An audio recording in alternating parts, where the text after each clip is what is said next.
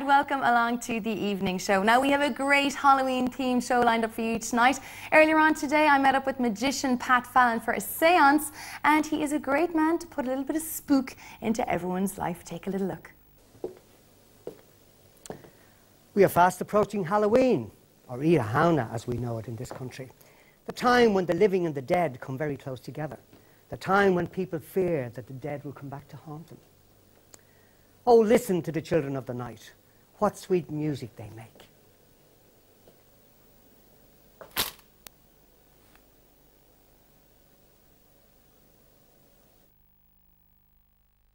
Yes, Pat Fallon there, and he is definitely a great man to put a shiver up your spine and put you in the mood for Halloween, and we'll be catching up a little later on with him. Plus, Kathy Hoffman will be in studio with a very special guest, and she'll be talking us through last-minute things that you can do to decorate your home for Halloween.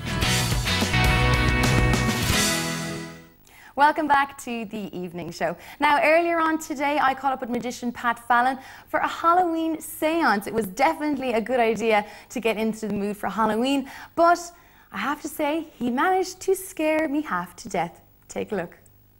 So, Pat, it is the eve of Halloween. It is indeed. And we're going to have a seance. We are. I'm very nervous. Just the two of us. I've never had a seance before, so I'm very looking forward to it, even though I'm a tiny bit worried about what's going to happen. But well, we're actually recreating a seance, really, so it's not like the real thing. Okay. Don't worry too much. Why are we creating a seance? Well, I'll tell you. Halloween is very special for magicians because it was on Halloween when the great Harry Houdini died. And, really? Oh yeah, and he was the most famous magician of all. And apart from still to you. this day. Thank you very much. And still to this day, he's remembered as one of the greatest magicians. But he died in 1926, it was a really long time ago. And when he died, of course, he had spent a lot of his life talking about fake mediums and exposing fake mediums and, you know, this seance sort of situation. And he said to his wife, Bess, on his deathbed, he said, if it's possible to come back from the dead, I can do it. I will do it. But he said, I don't want this to go on indefinitely, so if I can't do it within 10 years, well then just forget about it. It's not possible to come back from the dead. So they, in 1927, on Halloween, they held a seance. And nothing happened in 28, 29. They kept going on for 9 years and nothing ever happened. And then someone said to Bess one day, well, Bess, there's a problem here. You need to find a medium. Because a medium's the woman who comes between the spirit world and the world. And they went looking and they found this large woman. She was a large medium. And she's a very happy woman, because, you know, generally people, you know, are quite happy when they're large, because everybody loves a happy medium, don't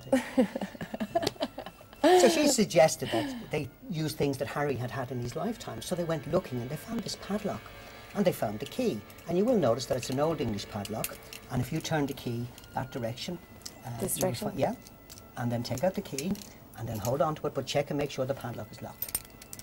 So the padlock was totally locked. Yes, definitely locked. Okay. The next thing they had then was a wooden block, and they also had a metal rod. Okay. Now, you see that the metal rod goes through the little hole, and there's only one way on and one way off. Yeah, that makes sense. Right, but I'll rewind that and say it in English, to prevent it happening, what they would do is take a wooden tube like this, and drop the block inside the tube, and shove the metal rod through the centre, like that. And so that's not going anywhere? It's not going anywhere, and that sat on the table.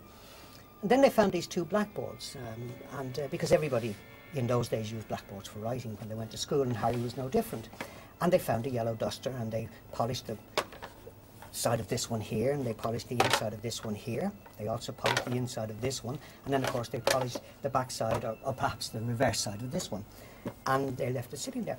And then the most remarkable thing of all was they found a piece of chalk in a plastic bag.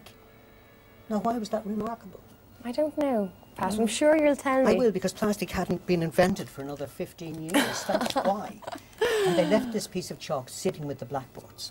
And it's in plastic. It's in plastic. So that's can't go in. Can't write anything. So we've locked the padlock, and we've put a wooden block on a metal rod, and two blackboards which we've totally polished, and a piece of chalk. And they waited for something to happen, and the medium went into a trance. As they always do, yeah. Not that anybody really noticed. And she was very disappointed. And then she said, look, there's one thing, Bess. We need a picture of Harry. And we need something that would really upset Harry. So she said, I have a picture. And the one thing that really upset Harry was that people used to take his... This is a picture of the great Houdini. Oh, wow. Isn't he lovely? Yeah. I've actually never seen what he actually looks like. Well, the thing was, they said that the one thing that would upset Harry, of course, is that if people took his picture, and when he had his posters up, you know, for a show, and they took it down and tore it, that would really annoy Harry. So they removed the picture from the frame, and do you hold on to it there? Yes. And then they closed up the frame, and they left the frame sitting there as well. So an empty frame. An empty frame. And she tore up the picture. Now, Bess got very upset about this because, you know, tearing up the picture was really just Insulting. Then dropped a few pieces on the floor. Then she found an old piece of material which she made into a makeshift bag. Okay. So she dropped all the pieces of The the paper picture into the bag. into the bag. And you can feel it there. Yes. What she did then was something unusual. She took out one piece and said, would you hold on to that for a moment? And then they waited for something to happen. And yet again, nothing happened. Like us, nothing's happening. Because the medium said, well, that looks like a mirror. And spirits won't come back when there's mirrors around. So they... Oh, the glass, is it? Glass. Ah. So they turned it away. And she went into a trance yet again. And nothing happened. It's very disappointing, isn't Harry it? never came back. Did he not? No. Did you feel anything here today? Did you feel Harry coming here today? No. No. Maybe tomorrow. He Well, might you come see, back tomorrow. If Harry had have arrived here today, strange things would have happened. This padlock, which is locked, would actually be open. No, even though you locked it. I locked that. This wooden block would be sitting on the palm of my hand and not like that. This piece of chalk would have leapt from the plastic bag. But that and never chalk hasn't scratched it. moved. No. But if Harry had have arrived today, when you would separate the two blackboards, you would find that for some reason he left a message, which was Harry. Houdini. Oh, that's mental. It's mental, isn't it? See, that's what would have happened if Harry had come today. But more importantly, we would have known if he was here. Because the picture which we destroyed and took from the frame No way. would now be back inside the frame. Oh my God, that's mental. But more importantly, there's one piece missing. Oh And you'll see my it was the God. actual piece that was missing. Look at my hand. I'm actually like freaking out here. That is crazy. How So did you... That's what would have happened.